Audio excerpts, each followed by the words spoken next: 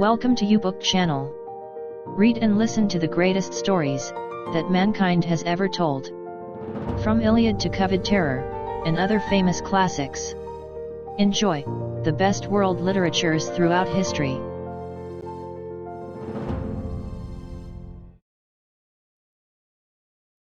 COVID terror. Copyright 2021 by Gerry de Cadiz. All rights reserved.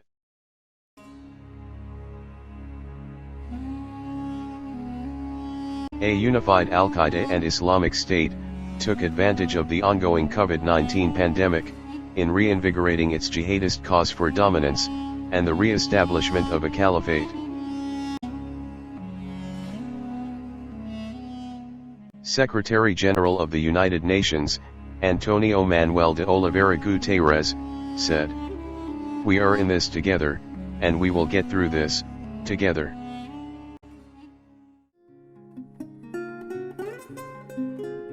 COVID terror. Chapter 19.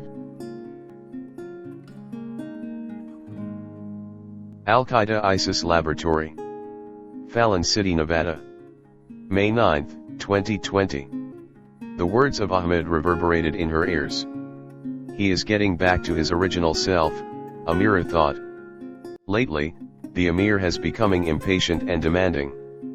It started with the capture of more than half of the Valkyrie squadron operatives, after they dispensed their cosmetics inoculated viral agents. Of course, that's understandable. As we don't have more time, we failed to train them in employing varied techniques in viral delivery, then evasion and extraction techniques. Amira explained, as no one would dare talk back to Ahmed. With the discovery by the Indian Central Intelligence Bureau of the modus operandi as employed by Louise in Ranakpur, Interpol, and other intelligence agencies in many countries, kept watch of telltale signs of a Valkyrie. Nevertheless, the squadron's operation was such a success, that according to Johns Hopkins University, which kept track of COVID-19 cases worldwide, there was a sudden spike in the reported positive patients, resulting to an average of 150% surge in all cities where Al-Qaeda ISIS operated. We had an insurance of those who will be held captive. A bitten cyanide capsule will ensure that she cannot divulge anything that can point to her origin. Except for one. He's getting angry now. He's right in the first place. It was the indecisiveness of Louise to be rescued, which gave the lead to the CIA agent Fitzgerald to investigate. Today's failed shooting incident right in the middle of Sunset Boulevard was very risky and just aggravated the situation. Ahmed is convinced that the White Widow may have been tagged in the street CCTV, and the footage is now being analyzed by the FBI, leaving a trail that could point at him. It will be a matter of time before U.S. intelligence agents and security forces will be preparing to storm his resort and citadel in Los Angeles. Amir, we already perfected the prototype of your dream weapon. In a day or two, we'll be able to poison at least 5.5% from a total population of 331 million Americans.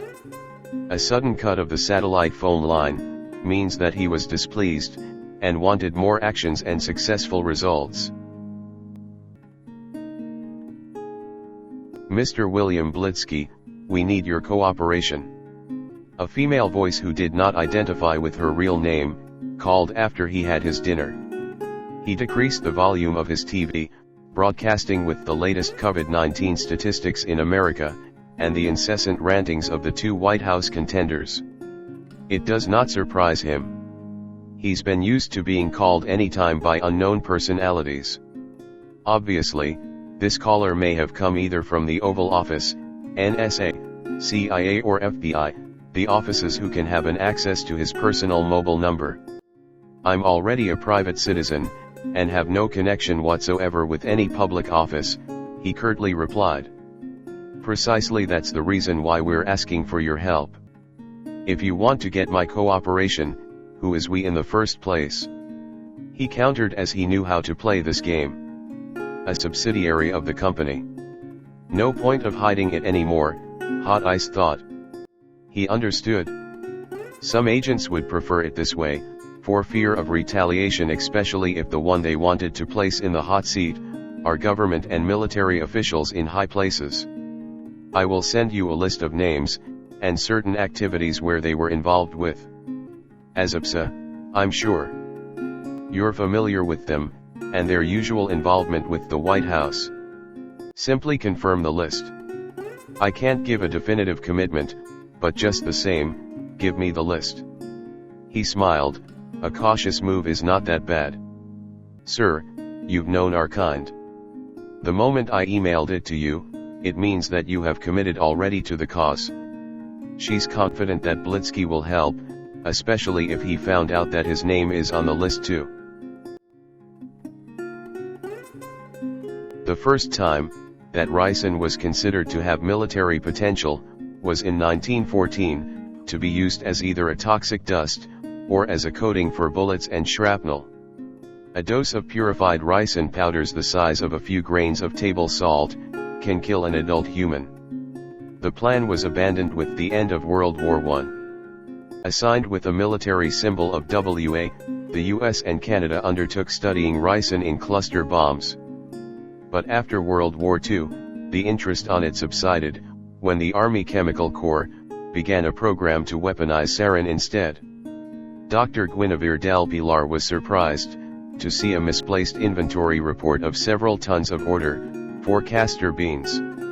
The corresponding sales invoice indicated that it was delivered to SWV in Fallon City, but named under and paid for by AI Med Laboratory. These are poisons, she said in bewilderment. Castor beans are processed throughout the world to make castor oil. The common uses of the oil is to treat constipation. Several beauty products utilized it also, as part of a natural treatment for the skin and face. Ricin is part of the waste mash, produced when castor oil is made. She remembered that Mr. Al-Hassani mentioned in one of their corporate briefings, that when AI Med is done with manufacturing of the COVID-19 vaccine, the laboratory will go into research and development, for a medicine that can kill cancer cells. A Springer publication entitled, Ricin, Mechanisms of Cytotoxicity, indicated that ricin is a heterodimeric protein, produced in the seeds of the castor oil plant. Ricin is a heterodimeric protein produced in the seeds of the castor oil plant, Ricinus communis. It is exquisitely potent to mammalian cells, being able to fatally disrupt protein synthesis, by attacking the Achilles heel of the ribosome. It is clear that ricin can take advantage of many target cell molecules, pathways, and processes. It has been reported that a single molecule of ricin reaching the cytosol can kill that cell as a consequence of protein synthesis inhibition. The ready availability of ricin, coupled to its extreme potency when administered intravenously or if inhaled, has identified this protein toxin as a potential biological warfare agent. Therapeutically, its cytotoxicity has encouraged the use of ricin in magic bullets, to specifically target and destroy cancer cells, and the unusual intracellular trafficking properties of ricin potentially permit its development as a vaccine vector. What a noble act for a diabolical intent, she heard these words from her professor of biochemistry in the University of the Philippines, referring to those who take advantage of their scientific knowledge, to produce something that harms humanity. Whoever ordered these beans may be unto something sinister, and it could be somebody who wears an angel's garb. Dr. Guinevere del Pilar is rational enough to recognize the danger in the inappropriate processing and use of castor beans, and she suspected that it could be somebody who's got a similar outfit with her. She put a sticky note in her laptop to have this issue be clarified first thing in the morning with her employer, and owner of AI Med Laboratory, Mr. Aaron Al-Hassani.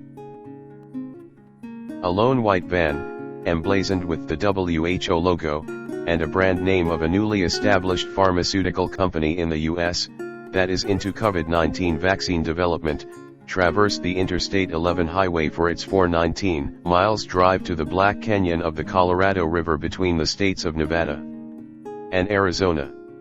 Due to the pandemic, each county established a checkpoint manned by elements from the National Guard. In a roadblock before entering Henderson City, approximately 16 miles southeast of Las Vegas, the vehicle was stopped, and asked to provide a travel pass and medical certificates for its occupants. Only essential goods and authorized persons outside residence are allowed to go through. The team leader focused the beam of his flashlights through the tinted window of the van. It's almost midnight, although not surprising as other motorists also take advantage of light traffic along the highway. "What are those consignments, madam?" he asked as another trooper circled around the car. "Those sealed boxes contain PPAs, supplies, and medicines intended for Boulder City Hospital." Dr. Ellie Cindy Grimwood gave her sweetest smile to the Army Guard. She produced her identification card, and a travel authority signed by no less than the Secretary of Health, and countersigned by the WHO country representative. The medical certificate pointed out that she is not a person under monitoring, PUM, or person under investigation, PUI, in relation to the COVID-19 disease. The driver handed over an ID, identifying him as Yusuf Ibn Faid, as a laboratory assistant. After getting their temperature reading, to make sure that they have no symptoms of the coronavirus, the officer waved them through the barrier. The United States is a land of naive people. They're so strict in points of entry for anything that may harm them. Yet, they do nothing of things inside its border that can kill them. A mirror talked loudly for the driver to stay awake. "It's a rotting country, where the decay starts from within," the Russian Spetsnaz replied, as he pushed the accelerator to high gear. In the US, it was only in 2019 that anyone was restricted to extract and produce ricin, outside a duly approved medical procedure. In spite of its extreme toxicity and possible use as an agent of chemical-biological warfare, the castor bean plant can be grown anywhere, even without any special care as a common home or office ornamental. The mission is about to end in 2 days' time. She has been paid by Ahmed in advance, and the items in exchange are ready and properly accounted for. She mentally checked the volume of concentrated solutions of the poison protein. Just enough for the purpose. Ricin is a protein synthesis inhibitor that stops the growth of cells, by disrupting the processes that lead directly to the generation of new proteins. This substance may be beneficial for those with cancerous cells, but if taken by a healthy body, the person dies. This is what he really wanted. She nodded at Yusuf and pointed to their cargoes at the back. It goes back to where he started, as member of an elite force, he was trained in counterintelligence. Yusuf recently had known the early background of the emir. In fact, he may have some skirmishes before, with the feared jihadist commander. It could have happened in those times, when Russian commandos raided the training camps and poison factories in Afghanistan, of Al-Qaeda terrorists under the leadership of Abu Musab al-Zarqawi. The Sheikh of the Slaughterers was trained, financed, and guided by the Central Intelligence Agency, to fight against the Taliban in the Afghan civil war. He was attached to the Northern Alliance forces, but was given a special assignment, to infiltrate the enemy.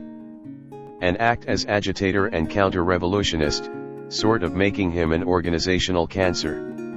Only a select few, collectively called Echo, knew of Project Yan by Yat. Part of the bargain, is to form an extremist organization from disillusioned elements, who have the heart for slaughter and genocide. The worst of their kind, the better. The primary aim of this military enterprise, is to discredit the governmental legitimacy of the Islamic Emirate of Afghanistan, and its claim for recognition before the international community.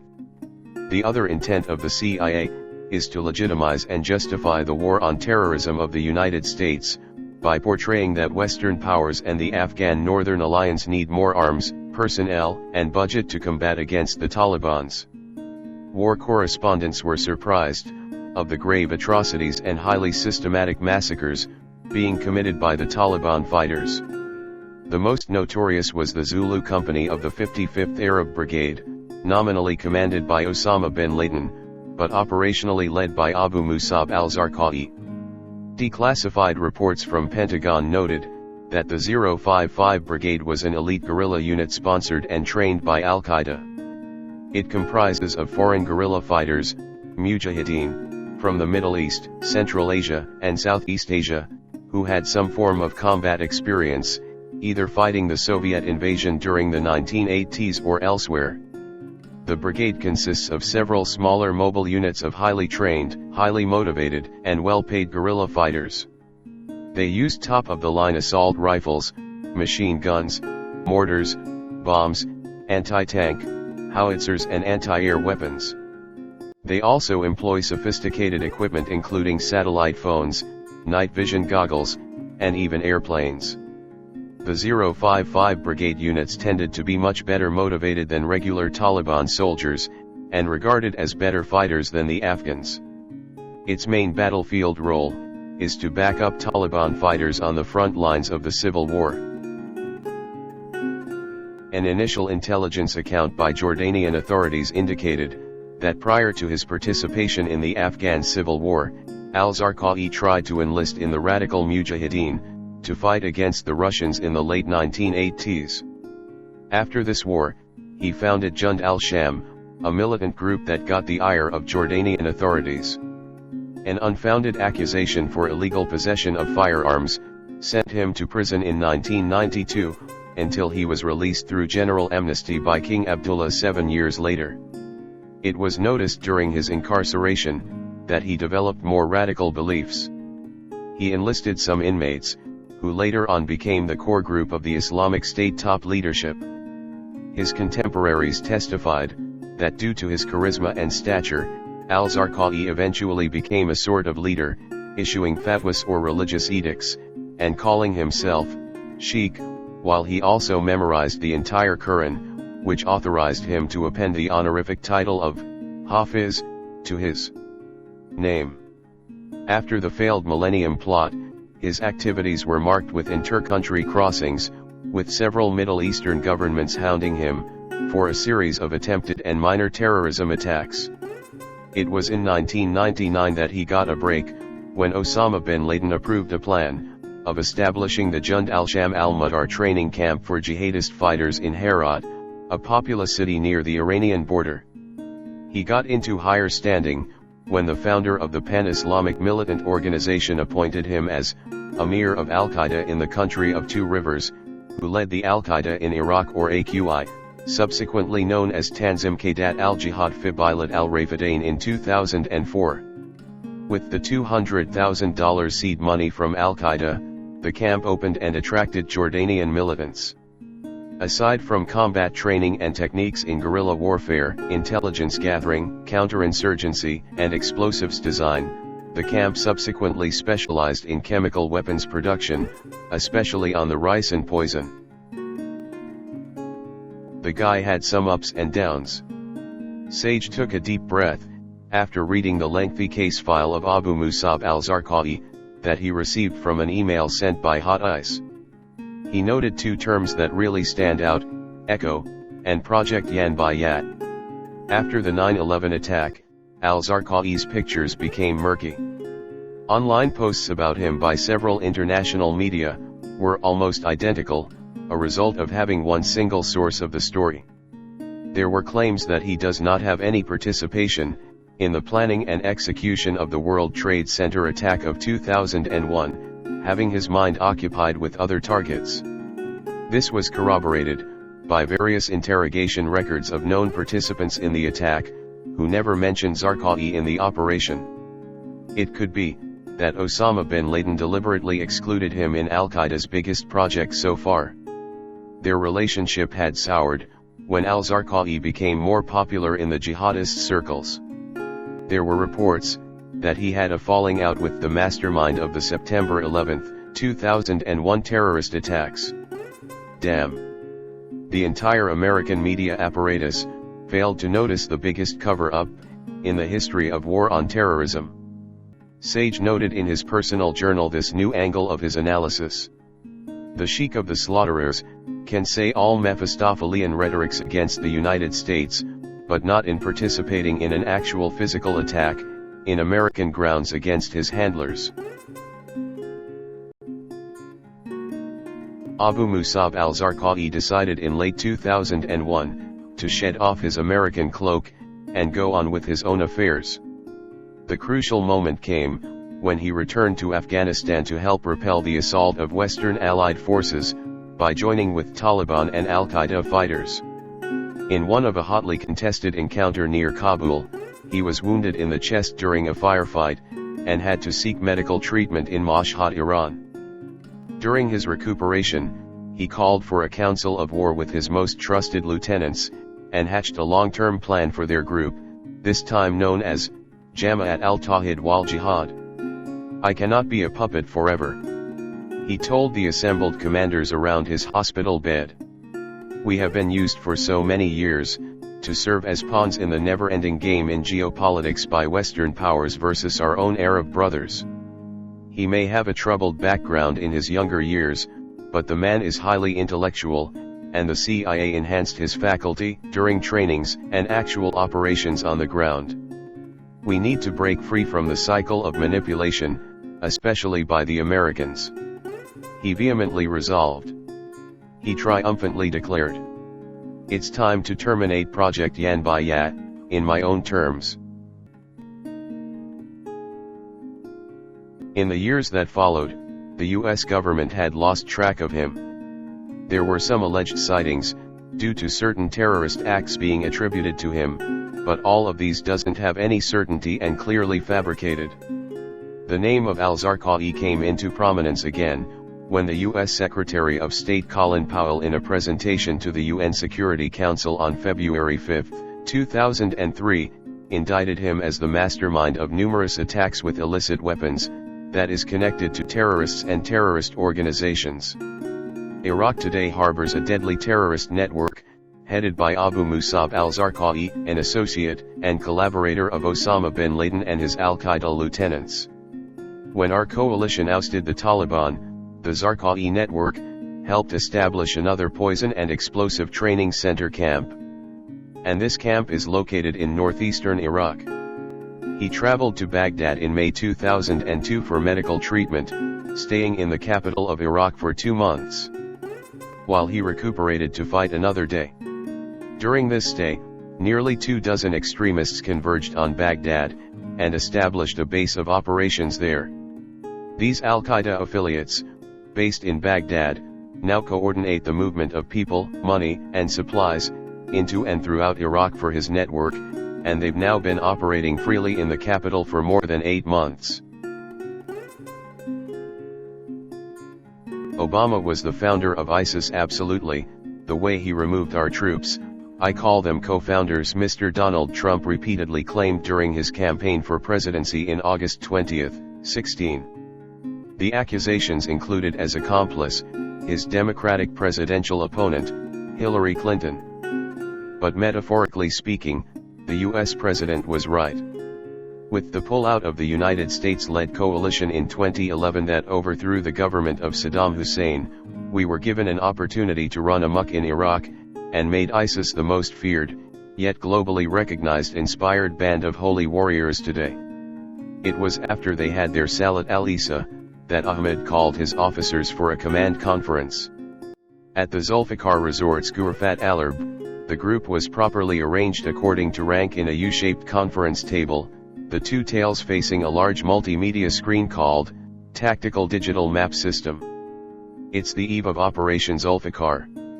Ahmed sat at the central convex area of the desk. From his position, he can manipulate by remote control everything that can be presented in any of the components of C6 ISR systems. After this meeting, we might be very busy, so I'll take this opportunity to tell you some stories. Ahmed looked around his friends. Password 360 was thought to be a conspiracy theory. It is not. It was a continuation of Project Yan by Yat, hatched during the Afghan Civil War.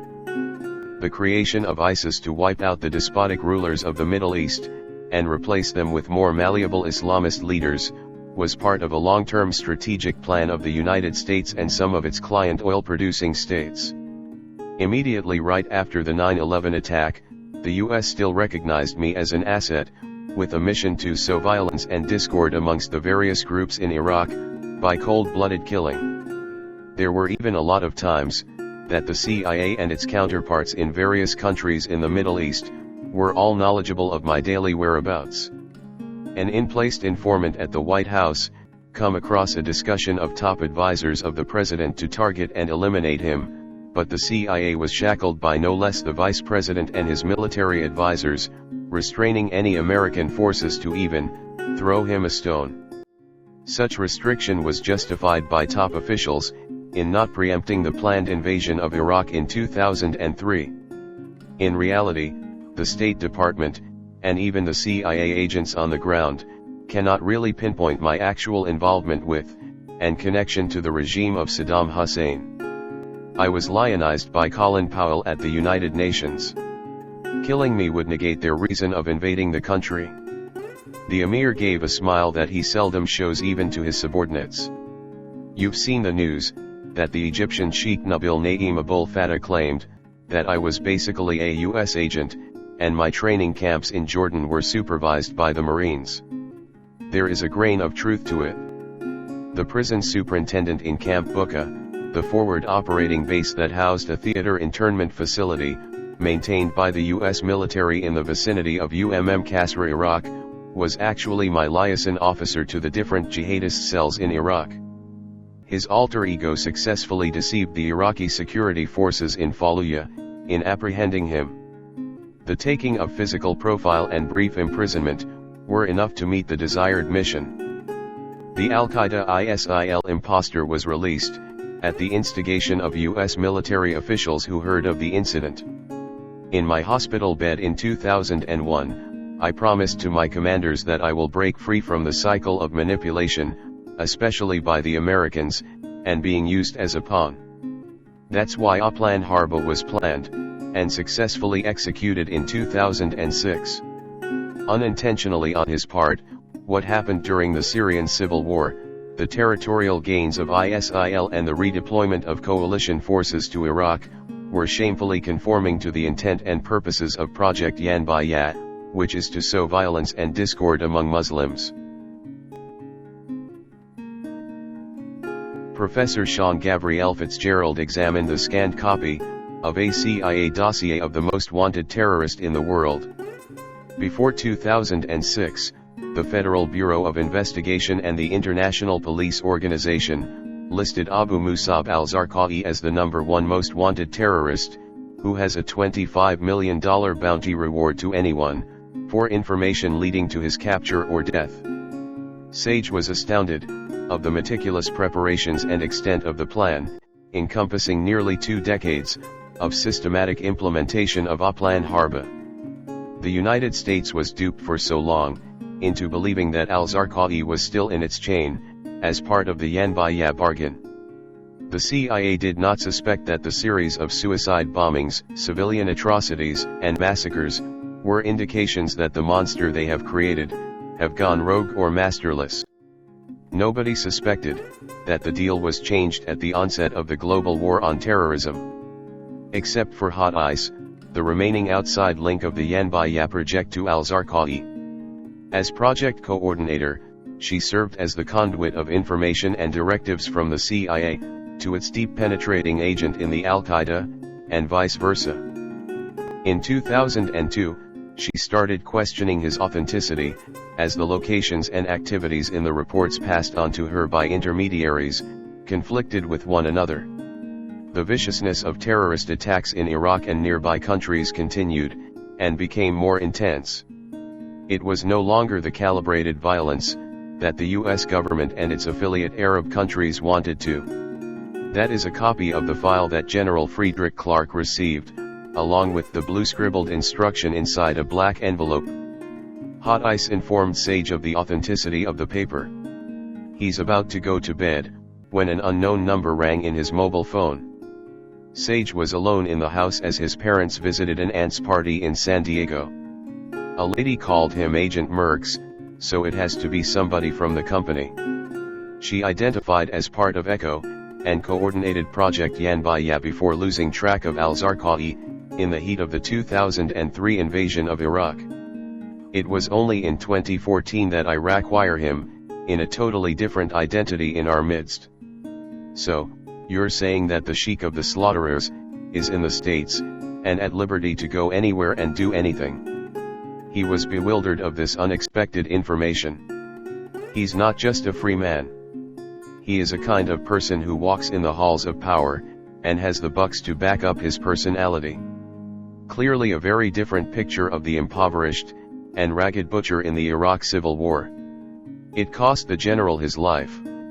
So, how does this piece of information relate to him? The writings of General Clark enabled me to pinpoint the whereabouts, and identify the new personality of Abu Musab al-Zarqawi. I mean, he did an operational analysis of the 75th Ranger Regiment's engagement in Ba-Quba, as a contingent of Task Force 145 in the mission which killed the AQI Emir. I was there. I saw the bastard's immaculate face painted hastily with some red pigment. In the only picture that was circulated by the Pentagon to the media, his death may have come not because as a result of an explosion of two 500-pound all-weather precision-guided munitions, but rather, with the black eyes and bruises and all, seemingly a result of an outlandish brawl for boys in a beauty parlor. That's precisely the conclusion of the general. The imposter was already dead, even before the two U.S. Air Force F-16C jets took off on June 7, 2006, to bomb that isolated safe house in Hib-Hib. But what about the tattoo scars and the face? No DNA record was released by the FBI, because of lack of genetic code comparison with existing family members. That was 3 years in the making to a certain Ahmed Fadil, an al-Zarqawi look-alike Yemeni suicide bomber, she said. The only real McCoy was his spiritual advisor, Sheikh Abdul al-Rahman, who used to lead the Martyrs Brigade, the most disciplined and gallant attackers from an insurgency force. Sage got the picture. The Sheikh accepted martyrdom, just to make sure the script will be followed to the letter, that Fadil and the other actors will be at the right place, at the right time, when the bombs fall from the sky. In 2004, Fadil intentionally let himself be taken into temporary custody by Iraqi police in Fallujah, just to be fingerprinted. A viral post in social media about the AQI Emir having been captured, and released for failure of the police to recognize him, became the basis of the U.S. Army to biometrically identify the deceased al-Zarqawi, in the Hib-Hib operation. It was the Brits who goaded us to swallow hook, line, and sinker, of the AQI's tricks. Hot Ice elucidate this point. On April 16, 2006, the B Squadron of the British 22nd Special Air Service Regiment, launched Operation Larchwood 4, to attack an Al-Qaeda-occupied farmhouse in Yusufiya, Baghdad Governorate. One of the captured insurgents was an AQI-planted intelligence jihadist, who convinced the JSOC interrogators, that he is close to the Emir's religious advisor. In the weeks that followed, Sheikh Abdul al-Rahman guided Jordanian double agents, and readied the operation of Kill al-Zarqawi, culminating in the early afternoon bombing raid. The tactical analysis of General Friedrich Clark enabled me to counter-check some intelligence papers from various operations that I recalled. Hot Ice was so animated that Sage forgot his sleepiness. With the orchestrated death of the AQI Emir, a plan Harba was hatched. The chameleon's characteristics was applied to the transition of his personality, from the al-Zarqawi menace, into an ordinary but very wealthy businessman, that became a stereotype of the American dream. The suspicion of Sage was correct, that the circumstances on the death of General Friedrich Clark was related to their previous operations in Iraq. That's why the army officer called for him to investigate and validate an intelligence report. With his experience in the global war on terrorism as a ranger, he could easily recognize certain modus operandi used by jihadist forces. Sage read again the details of the CIA dossier of a man named Amir Ahmed Fadil.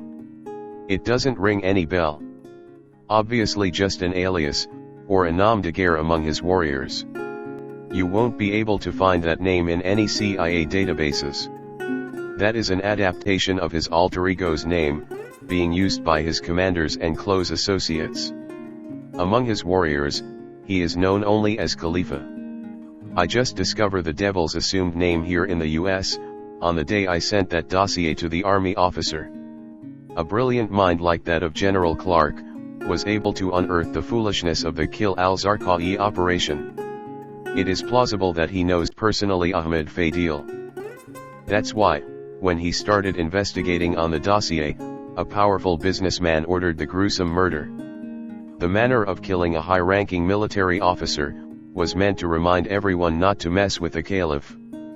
After his recuperation from the COVID-19 infection, Sage went back to the Pentagon to do a follow-up investigation. The AQI angle became clear to Sage. In the last conference that General Clark presided, as in charge of Pentagon's R&D unit, he pleaded his theory before the Technical Working Group of the Joint Chiefs of Staff. He based his thesis to information from the Interpol regarding a stolen virus from Wuhan. The health emergency that started in China was a result of a deliberate experiment of Dr. Amira Siddiqui from a stolen coronavirus in Wuhan Institute of Virology. A dismissed PLA officer masterminded it all, for purposes of profiting in the black market. With the elimination of the disaffected officer, and dismantling of the rogue laboratory, Siddiqui pushed through with the sale of the virus to a US-based jihadist leader. There is a plan to upgrade the COVID-19 virus, and have it propagated to major cities of the world. A new wave of jihad through biowarfare will originate in America, and it will be carried on by a composite force of Al-Qaeda and ISIS fighters, within this country, that will be led by the Khalifa. The Pentagon security log as entered by Sergeant Leroy had shown, that General Clark visited Williamsburg in Virginia and met with an important client. Upon coming back to office in that evening, he texted to his own number. AQI, Khalifa, Harba, AI. Probably unsure of his safety, he hid his mobile phone under a foot locker that Sage and Captain Kristen left out in their initial search. That phone may hold the evidence against Abu Musab al-Zarqawi. Hot Ice suggested in bringing to justice the #1 most wanted in the world. Who is Abu Musab al-Zarqawi in the US? Before Hot Ice could answer his query, he heard from the other line a cry of sudden pain, and a thud. Perhaps her phone dropped to the floor. Hey, what happened? He shouted to his unit. Hot Ice will be melted in hell. You'll be next, Agent Merks. A sadistic male voice answered his call. Amir Ahmed Fadil solemnly faced his commanders. Abdul Najib, Amir al-Quraishi, Ayman Kalimuev, Mohammad Nazar and Shawar Halabi. All new characters, but equally bright and competent. In modern military structure, they served as general staff officers. None of the old guards anymore, his loyal and trusted companions when he started Jama'at al-Tawhid wal Jihad in 1999. Even the organization itself had metamorphosed, to become the Islamic State of Iraq and Syria, DAIS in Arabic acronym, or the Islamic State of Iraq and the Levant. In Operation Zulfikar, much is expected also from his ground commanders, Abu Ayman al-Iraqi, Abu Muslim al-Turkmani and Abu Muhammad al-Shimali. All of them are attending by virtual conference, using smartphones at their respective area of operation. He looked at them with respect and recognition. Just like me, you were all presumed dead by the Crusaders. They thought that because of their bombs, drones and in-placed agents, we will be subjugated, the Emir winked at them. A chorus of laughter emanated from the crowd. Seldom do they met with their dear leader in a lighter mood. They are wrong. The fight for our cause could not be won, not just by bullets and blades, but more by guts and wits. The Khalifa talked in booming voice. Remember the Battle of Karbala as a historical tragedy. No Sunni or Shia Muslim today would have wanted what happened to Imam Hussein ibn Ali, his family, and companions.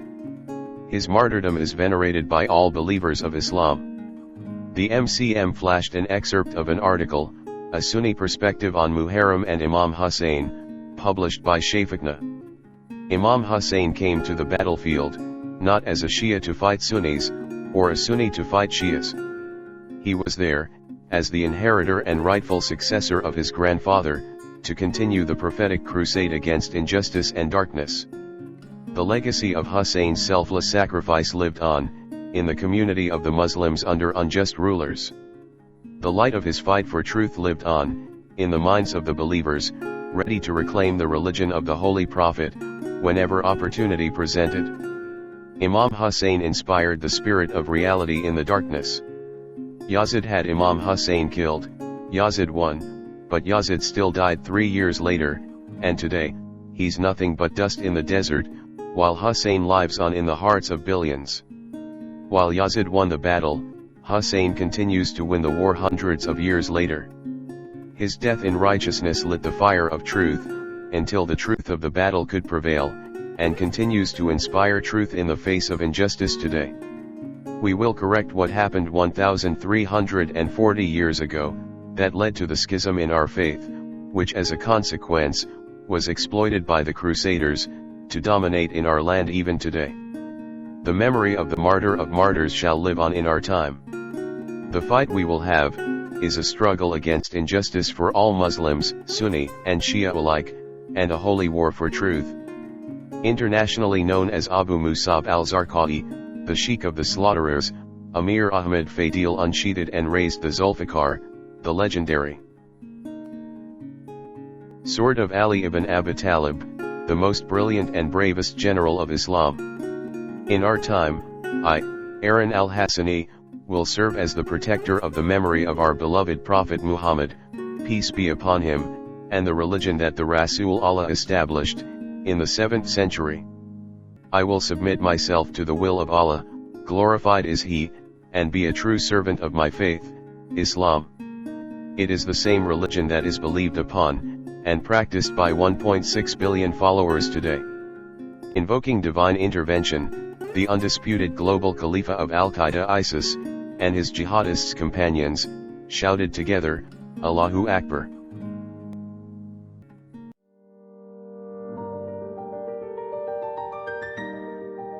Thank you for watching. Write in the comments section, for your request as to what book, usually from Project Gutenberg, you want us to feature in U-Book channel. Click like to boost the rating of U-Book channel, make a comment for us for the improvement of our services, and share this video to your friends, with the copyright intact. Please click subscribe, and hit the bell button to be notified of new uploads from U-Book channel.